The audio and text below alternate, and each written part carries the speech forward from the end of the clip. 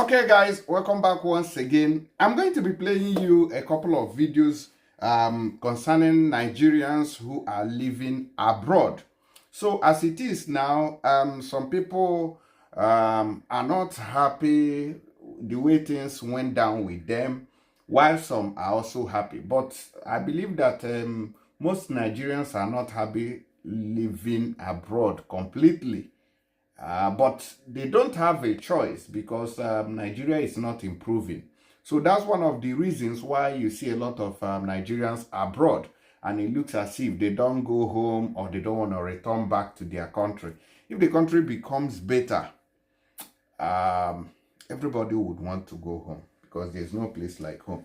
Now in this video, this woman here from Anambra State said that she regrets having her children abroad because she doesn't have that feeling of motherhood and all the rest of them. According to her, she said that she doesn't talk to them, they don't want to do things, they don't want to, that closeness, because a child born abroad is totally and completely different from the one you give birth to in Nigeria. Now, their behaviors are different completely. So I will play this video. And also another one too that I'm going to play for you, where one man was saying that going to Canada, if you can afford a good life in Nigeria, is not the best option. That staying back home in Nigeria or in Africa is the best option for you to stay there and live a good life. So please let me know your own choice in all these things. Let's quickly start with this video. It's an interview by one of our brother called Italian Davido. Now let's get into it. Okay. Yes, I'm an Anambra gay here. I'm Leo Basta. I know what I want. Yeah. So tell me, why do you give birth to your children in the US, in the States? Because when I was young, before coming in Europe, I used to see all those people that are born in America when they come home, but I regret it. Trust me. Really? Yeah, I regret it because it's like I have none. Why? Because they're white. Not everything you see brilliant is gold.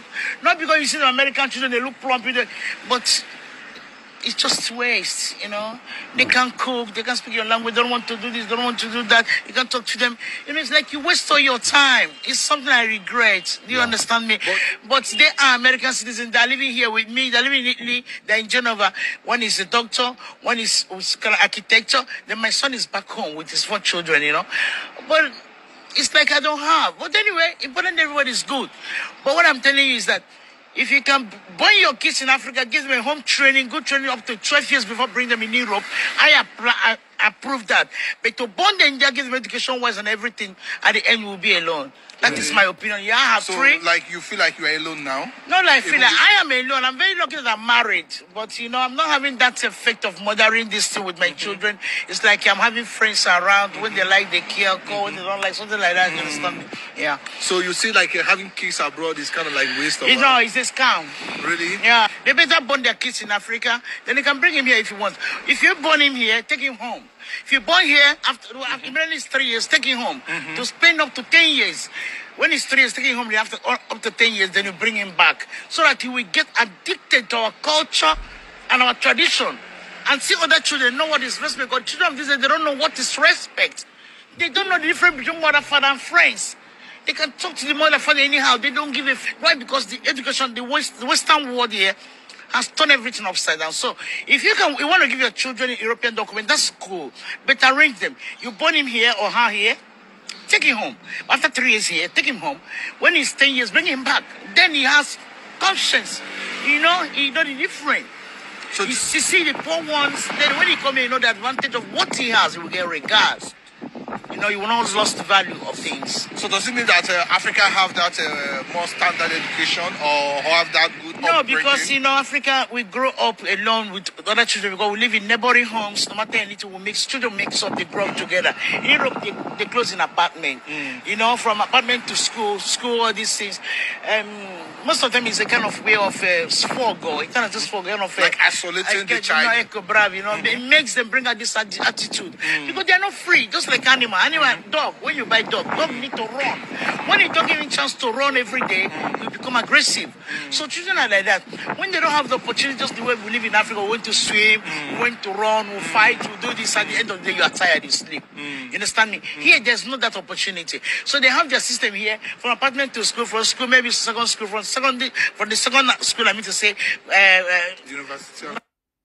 You see, so this is a very serious issue here that you see, I think these white people are also smart in making sure that Africans who are in Europe or even foreigners who are in their countries are limited with movement. Now, what do I mean by that? If you have your children here abroad, you may not have that complete right to take them home whenever you wish. Now, my friend wanted to travel for Christmas, but I don't know what, I think the school was telling him something, blah, blah, blah, blah, blah, blah, blah, all those kind of stories. So, which means that you no longer own them. The state now own them. You are just a caretaker of these children. You are no longer their owner, kind of. The government now owns, major part of it. When they go to school, sometimes you see that they'll be questioning them. How are you doing this? How are you doing that? Mama, papa fighting, blah, blah, blah. So there are a lot of changes.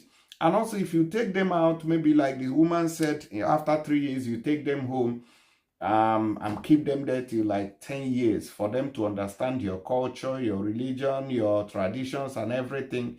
You realize that, oh, government will tell you, we can't give them citizenship because they were, before in the past, I think whenever a child is born, he's handed a citizenship of that very country. But today, those things have changed because they realize that some Africans were taking their children back home to go and get the mentality as an African. Okay? So now as a parent, for you not to make your children to lose the citizenship, you now leave them here abroad. Some people have not been able to travel home with their children for, in fact, for almost eternity. 20 years, you have a child, 20 years. Now, what will that child know about your place of birth, where you come from, as an African, whatever? He will ask you, oh, is it a plot of land in the village that I'm going to be talking about? All those kind of stuff. So with that, you don't born through away. So you only have that kid outside. You as a father, you'll be coming to the village every December and your children come. Sometimes it is not that the father doesn't want to bring them, but the resources also to take your children back home will be a problem. Because if you calculate how much you are going to pay for flight, imagine you are 5 in a family, 3 kids and mother, father, that's 5 people. Imagine what it will cost you to, buy a flight ticket to Nigeria to spend a Christmas of 2 months, or even, let's say the bigger ones, the richer ones may spend 3 months. But imagine what it's going to cost you to just do that. You know how much you are going to spend. And how much do our people earn here? You earn 1,215. After expenses, how much is going to remain? All those kind of stuff. So there are a lot of factors affecting this kind of narrative. It's not going to be an easy task, except you have your family back home and then you have a flexible job which allows you to visit them often. Okay? So in that regards, I have another video here where this man spoke about something similar. He said, you shouldn't relocate to Canada if you have a well-paying job in Africa. Let me know your opinion about that. If you have a well-paying job in Africa, would you relocate? Would you still relocate to Canada? That's a question. Let's listen to this video. Please share this video to others. Don't come to Canada if you are stable back home. It's not worth it. It's just a fleece. It's a mirage. And that's the truth. Some of us are here because we've decided to come. For example, coming to Canada as a consultant psychiatrist, I had my hospital, I had the money, I had my driver, I had everything working. I had 3 vehicles. I had built a house and I was living in a duplex. But why did I come? Some of us, we looked at it and we said, you know what? For the sake of my children. Canada doesn't program you to work and enjoy your work. Okay. The master that is paying you is saying, I'm paying you to get this job done. Salaries in Nigeria is better, you understand? Because I can be making an equivalent of $1,000 in Nigerian naira. The amount that I'm going to spend out of that $1,000 to get my house, rent, everything may just be about 300 or 400. I have opportunity to save like 500 from my salary. But you can't try that here in Canada. You have to cut your coat according to your clothes in Canada. Because your rent, many things are competing. So it's like they give and they take. The system will take it away from you, from parking lots, from the toll gate. There are a lot of systemic discrimination that you won't see it as a form of discrimination because it's already systematized. It's already part of the system. They won't put it in your face. We call it systemic discrimination. It's quite huge, but it's hidden under laws, organizational rules, and code. But you will know that it's deeply hidden. But they won't put it and shove it to your face. Okay, so that's another part of this whole stories that is going on. Okay, that's it. Let me know what you think about it. It is it's a fleece. Okay, let's know what you think about it. Do you prefer to stay back home in Africa with a good paying job than to come abroad? Let me know which one is better. But to me, I still love Africa. When things are better, I still move back to my country. It's better that way. Okay.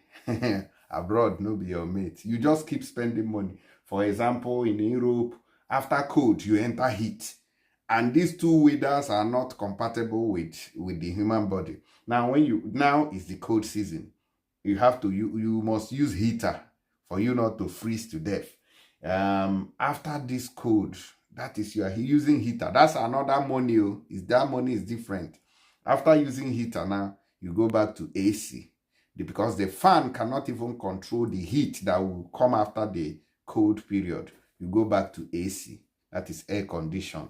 That is another money too. So there's no time, there's no weather that is good for you to save money. All the weather is either negative or positive. No, do we even have negative and positive weather? No positive weather. It is from negative to negative. All of them. The only time you can have is the what do you call that middle, when the weather is somehow transforming to the other one. That's the only time you have a little balance. You know, from after that moment, you enter the proper cold or you enter the proper heat. That's all. So abroad, no be anybody mate. I just wanted to let you know. Guys, do well in sharing our videos. Thank you very much. They are very, very, how will I put it? They're very, very cool. Okay, I'll see you guys on the next one. Thank you and God bless.